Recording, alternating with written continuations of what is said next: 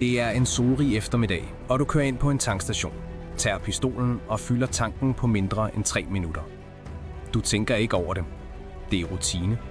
Men hvad nu, hvis jeg fortalte dig, at denne simple handling er resultatet af over 100 års dødsulykker, eksplosioner og ingeniørvioner? At der under dine fødder ligger et komplekst system af ventiler, sensorer og mekaniske mesterværker, der konstant forhindrer, at hele tankstationen ikke går op i flammer. I dag skal vi dykke ned i den fascinerende historie om, hvordan tankstationer gik fra at være blandt de farligste steder på jorden til at være så sikre, at vi ikke engang tænker over dem.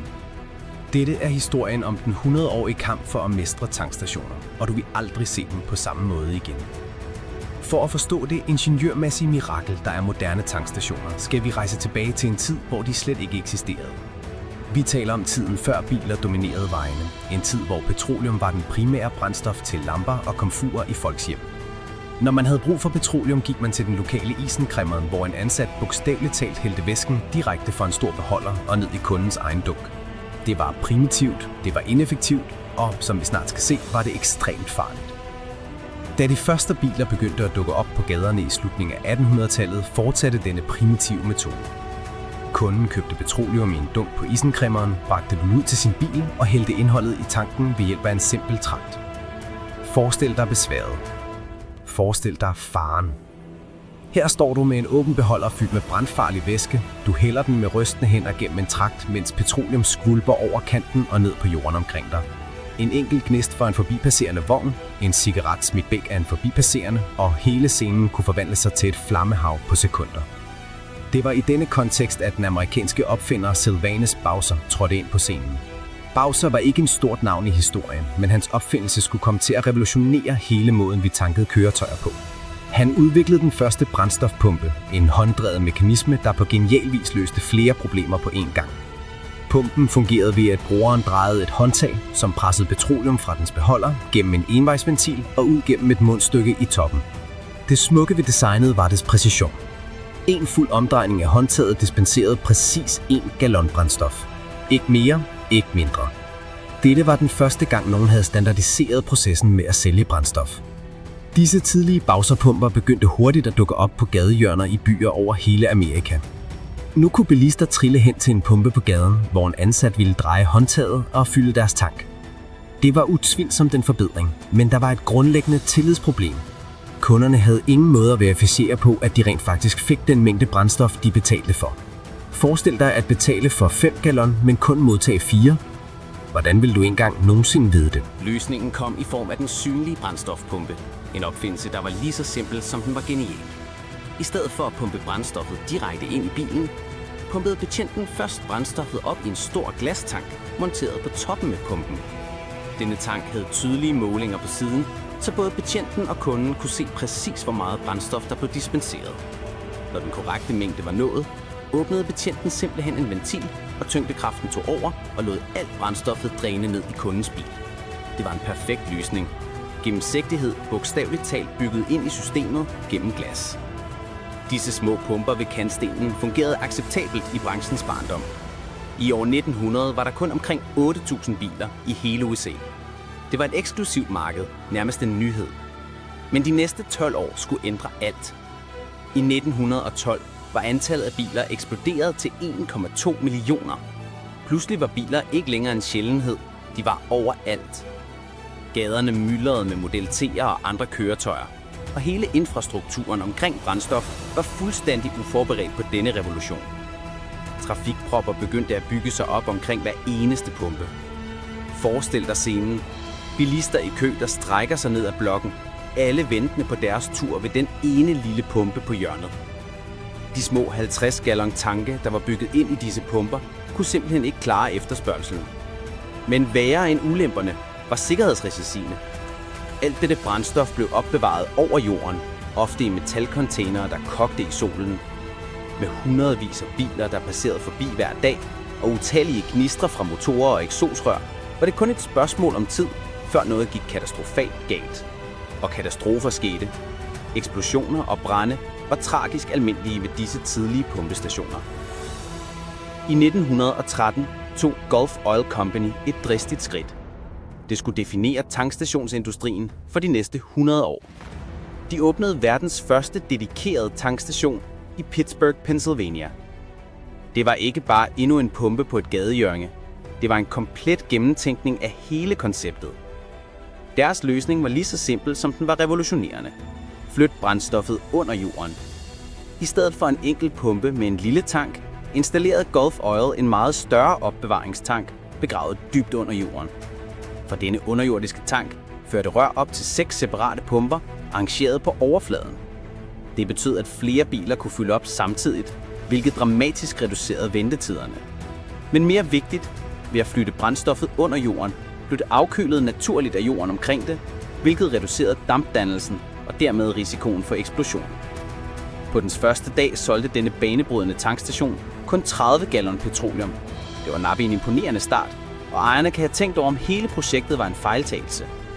Men nyheden spredte sig hurtigt gennem Pittsburgh. Bilister kunne ikke tro på bekvemmeligheden. Ingen lange køer, ingen ventetid, bare kør ind, fyld op og kør videre. Ved slutningen af den første uge solgte stationen allerede 350 gallon per dag til omkring 27 cent per gallon. Det var en sensation. Lignende tankstationer begyndte at skyde op over hele landet. Inden for få år var de blevet en integreret del af det amerikanske landskab. Bilen, der engang havde været en luksus forbeholdt de velhavende, var nu tilgængelig for den brede middelklasse takket være Henry Fords revolutionerende samlebåndsproduktion. Og med tankstationer, der dukkede op i hver by og langs hver hovedvej, repræsenterede bilen noget større end bare transport. Den repræsenterede frihed. Frihed til at rejse hvorhen du ville, når du ville, uden at være afhængig af togtider eller hestepower. Men ligesom industrien syntes at have fundet sin rytme, dukkede der et nyt problem op. I løbet af 20'erne begyndte de fleste bilproducenter at skifte fra petroleum til benzin som deres foretrukne brændstof. Årsagen var ren fysik og kemi. Benzin brændte mere let og var markant mere energieffektiv end petroleum. En gallon benzin kunne drive en bil længere end en gallon petroleum. For bilister betød det færre stop på tankstationen og længere ture. Men denne overgang til benzin bragte en ny og langt farligere udfordring. Damp. For at forstå problemet skal vi tale om et begreb kaldet flammepunkt. Petroleums flammepunkt var 68 grader Celsius. Det betød, at petroleum skulle opvarmes til denne temperatur, før den begyndte at frigive brandfarlige dampe i luften. Under normale forhold på en tankstation i USA var petroleum relativt sikker at håndtere. Men benzins flammepunkt var negativ 54 grader Celsius. Læs det igen. Negativ 54 grader. Det betyder, at benzin konstant frigiver brandfarlige dampe ved enhver temperatur, du nogensinde vil møde på jorden. Altid. Uophørligt. Disse dampe byggedes op inde i tankene og forurenede luften hver gang nogen fyldte deres bil op. Lugten af benzin, der hænger i luften på en tankstation, det er ikke bare en lugt, det er bogstaveligt talt et sky af brandfarligt gas, bare ventende på en gnist. Alt, hvad der skulle til, var en enkelt lille gnist fra statisk elektricitet, en cigaret, der ikke var slukket ordentligt, eller en fejl i bilens elektriske system, og kunden vil hurtigt blive en del af historien på den værst tænkelige måde. Gennem 30'erne, 40'erne og 50'erne kæmpede ingeniører med at gøre tankstationer sikrere, mens de håndterede dette dampproblem. Der var dog et andet pres, der byggede sig op. Økonomisk pres. Op til dette punkt blev biler altid fyldt op af en trænet betjent. Det var loven i de fleste stater. Det gav mening fra et sikkerhedsperspektiv. Trænede fagfolk var mindre tilbøjelige til at lave fejl, der kunne føre til ulykker. Men det betød også, at hver tankstation skulle ansætte flere medarbejdere, hvilket drev omkostningerne op. I 1947 tog en forretningsmand med navn Frank Ulrich et kontroversielt skridt. Han åbnede den allerførste selvbetjente tankstation. Ved at eliminere behovet for en ansat ved hver pumpe, var han i stand til at sænke prisen på benzin fra 23 cent per gallon til kun 18 cent per gallon. Det var en reduktion på over 20%.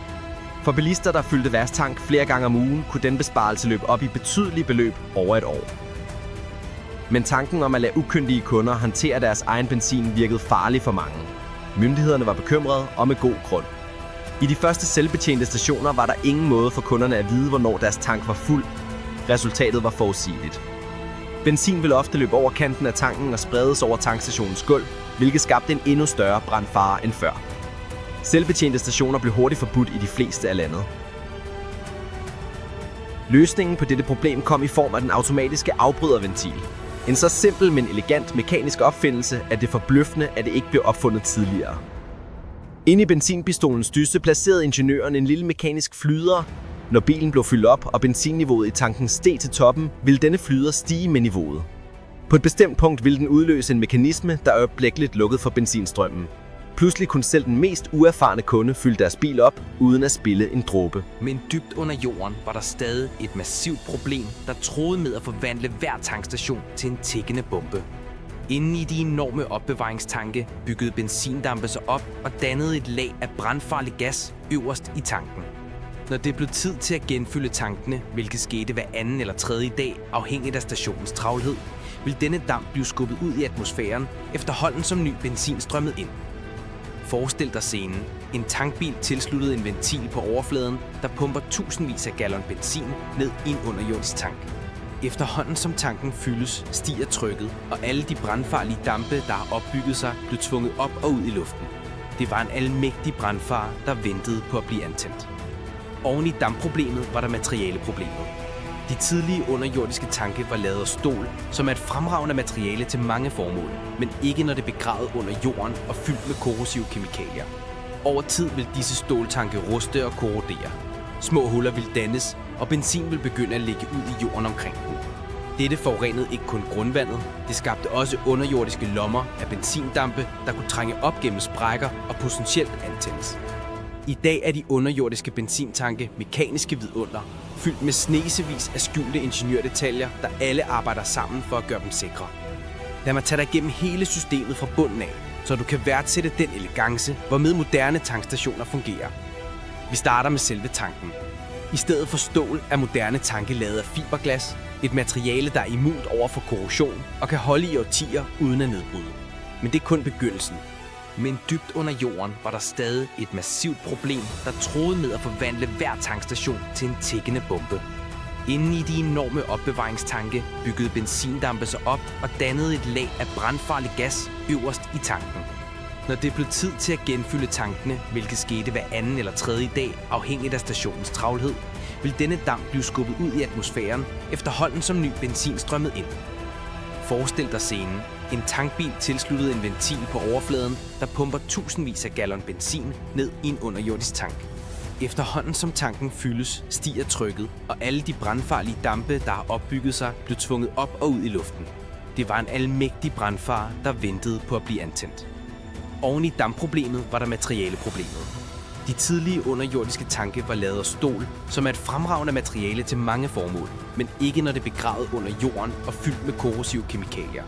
Over tid vil disse ståltanke ruste og korrodere. Små huller vil dannes, og benzin vil begynde at ligge ud i jorden omkring den. Dette forurenede ikke kun grundvandet, det skabte også underjordiske lommer af benzindampe, der kunne trænge op gennem sprækker og potentielt antændes. I dag er de underjordiske benzintanke mekaniske vidunder, fyldt med snesevis af skjulte ingeniørdetaljer, der alle arbejder sammen for at gøre dem sikre. Lad mig tage dig igennem hele systemet fra bunden af, så du kan værdsætte den elegance, hvormed moderne tankstationer fungerer. Vi starter med selve tanken. I stedet for stål er moderne tanke lavet af fiberglas, et materiale, der er immunt over for korrosion og kan holde i årtier uden at nedbryde. Men det er kun begyndelsen. Når en tankbil ankommer for at genfylde tankene hver anden dag, tilslutter den en ventil på overfladen, og benzin begynder at strømme ned i tanken. Men dette er ikke bare en simpel rørføring. Efterhånden som niveauet i tanken når omkring 95%, sker der noget fascinerende. En klapventil inde i tanken vender pludselig og lukker for strømmen af brændstof. Dette sikrer, at tanken aldrig nogensinde kan overfyldes. Selv hvis lastbilchaufføren glemmer at holde øje med målerne, selv hvis hele systemet svigter, vil denne simple mekaniske ventil forhindre en katastrofe. Men hvad med dampproblemet? Det har ingeniørlys på en måde, der er lige så genial, som den er miljøvenlig. Tankbilen tilslutter ikke kun én ventil, den tilslutter 2. Den anden ventil er forbundet til toppen af den underjordiske tank. Efterhånden som benzin pumpes fra lastbilen ned i tanken, kommer dampen ud gennem denne sekundære ventil og bliver skubbet tilbage ind i lastbilen. Det er et lukket kredsløbssystem. Dampen, der engang ville være blevet frigivet til atmosfæren, bliver nu fanget, bragt tilbage til forarbejdningsanlægget, kølet ned og omdannet til brugbar benzin igen. Det er en perfekt cirkel. 0 affald, 0 forurening, 0 brandfare. Når en kunde går hen for at fylde deres bil op, aktiveres en pumpe placeret i bunden af tanken. Denne pumpe begynder at sende benzin op gennem en serie af rør og filtre. Filtrene er kritiske. De fjerner enhver urenhed eller vand, der måske er trængt ind i systemet, og sikrer, at kun ren benzin når kundens bil. Fra filtrene strømmer benzinen ind i brændstofuddeleren, den store boks ved siden af din bil, med tallene, der tikker opad efterhånden, som du fylder op. Men det mest interessante stykke af hele puslespillet er selve benzinpistolen. Tilbage i tiden vil dette have været en simpel ventil, der frigav benzin ind i bilen. Nu er det et mekanisk kunstværk, der gør det umuligt at overfylde en bil, og måden det virker på er intet kunstigt, men det er et mekanisk kunstværk, der gør det umuligt at overfylde en bil, og måden det virker på er intet mindre end brillant. Lad mig tage dig igennem mekanikken trin for trin. Når benzinen kommer ind i pistolen, presser den sig igennem en smal åbning. Omkring denne åbning er der små huller, der fører ned gennem et tyndt rør til en lille åbning ved spidsen af pistolen. Efterhånden som brændstoffet strømmer, sker der noget fascinerende. Der dannes en lavtryksregion her, takket være Venturi-effekten. Dette er et fysisk princip, der siger, at når en væske eller gas accelererer gennem et snævert område, falder trykket. På grund af dette lavtryk begynder luft at blive suget ind gennem det smalle rør og ind i åbningen, hvor den blandes med benzinen. Et andet rør, også forbundet til den smalle åbning, fører til et lille rum, der indeholder en forseglet membran. Det er her, magien sker. Når du trykker på grebet, drejer det omkring et omdrejningspunkt og åbner en ventil, der tillader brændstof at passere igennem. Men den eneste ting, der holder denne del på plads, er et sæt kuglelejer. Når din bils tank er fuld, dækker benzinen hullet i toppen af pistolen. Dette skærer luftstrømmen, der bliver suget ind i systemet. Og så er den eneste anden vej at få mere luft gennem det andet rør, men det er fuldstændig forseglet. Dette negative tryk suger luften ud af det forseglede rum, hvilket skaber et vakuum og løfter membranen op. Kuglevarerne er nu fri til at falde, hvilket får hele grebsystemet til at falde sammen, lukke ventilen og skære benzinstrømmen af. Alt dette sker på millisekunder. Klik. Din tank er fuld. Denne automatiske aflukningsmekanisme er så pålidelig og så gennemtænkt, at den har gjort det muligt for millioner af mennesker over hele verden at fylde deres egne biler op sikkert hver eneste dag. Tænk på det stykke præcisionsingeniørvade, der koster måske få 100 kroner at producere, men som forhindrer utallige ulykker og beskytter både menneskeliv og miljøet. Efter 70'erne blev biler mere brændstoføkonomiske. De teknologiske fremskridt i motordesign betød, at biler kunne køre længere på samme mængde benzin. Dette betød færre ture til tankstationen for hver bilist. Kombineret med det faktum, at oliepriserne var steget dramatisk under oliekriserne i 70'erne, begyndte antallet af tankstationer faktisk at falde. Mange stationer lukkede simpelthen ned, ude af stand til at konkurrere. Men for dem, der overlevede, var belønningen en industri, der var blevet sikker og triviel, takket være 100 år med ingeniørvidenskab. I dag tænker vi ikke over tankstationer. Vi kører ind, fylder op og kører videre, uden at overveje den utrolige kompleksitet, der arbejder under vores fødder. Under den simple asfalt findes et helt økosystem af rør, ventiler, pumper og sensorer, alle designet med én hensigt: at holde os sikre. De underjordiske tanke er nu udstyret med lækagedetektionssystemer, der konstant overvåger jorden omkring dem for tegn på forurening. Hvis selv den mindste mængde benzin slipper ud, vil alarmen lyde, og systemet lukke ned automatisk. Pumperne selv har indbygget sikkerhedsforanstaltninger, der forhindrer statisk elektricitet i at opbygges. Det er derfor, du nogle gange ser markader, der beder dig om ikke at komme tilbage i din bil, mens du tanker. Statisk elektricitet fra bilens sider kan være nok til at indtænde dampe, hvis de er til stede. Moderne tankstationer har også avancerede ventilationssystemer, der sikrer, at eventuelle dampe, der undslipper, øjeblikkeligt bliver spredt sikkert i stedet for at samle sig i farlige koncentrationer. Gulvene er designet med dræn- og opsamlingssystemer, så selv hvis der sker et større spild, vil benzinen blive indesluttet og forhindret i at nå vandveje. Tænk på de milliarder af transaktioner, der sker på tankstationer over hele verden hver dag. 3 milliarder gallon brændstof bliver pumpet rundt om i verden dagligt, og dog er alvorlige ulykker utroligt sjældne. Eksplosioner på tankstationer, der engang var en regelmæssig begivenhed, er nu så usædvanlige, at de laver nyheder, når de sker. Dette er et vidnesbyrd om generationer af ingeniører, der hver har bidraget med deres lille del til puslespillet. Fra Sylvanus Boter og hans håndpumpede brændstofmaskine til de moderne ingeniører, der designer sofistikerede dampgenvindingssystemer, har hver innovation bygget på den sidste og skabt et system, der er både utroligt sikkert og bemærkelsesværdigt effektivt. Så næste gang du kører ind på en tankstation og tanker din bil, tag et øjeblik til at værdsætte miraklet under dine fødder. Tænk på det 100 år lange ingeniørmæssige forløb, der gjorde denne simple handling mulig. Tænk på de tusinder af liv, der er blevet reddet gennem bedre sikkerhedsforanstaltninger, og tænk på, hvordan noget så alment og hverdagsligt, som at fylde din tank, faktisk repræsenterer toppen af menneskelig opfindsomhed og problemløsning. Fra de farlige dage med åbne dunke og håndtragte til de ultrasikre selvbetjente systemer, vi nyder i dag, har tankstationernes udvikling været en rejse fyldt med prøvelser, fejl og triumfer. Og selvom vi nu står på tærsklen til en elektrisk fremtid, hvor ladestationer kan komme til at erstatte benzinpumper, vil de lektioner, der er lært gennem denne 100-årige kamp for at mestre tankstationer, uden tvivl informere den næste generation af brændstofinfrastruktur. Historien om tankstationer er i virkeligheden historien om menneskelig opfindsomhed i praksis, og det er en historie, der fortsætter med at udvikle sig hver eneste dag.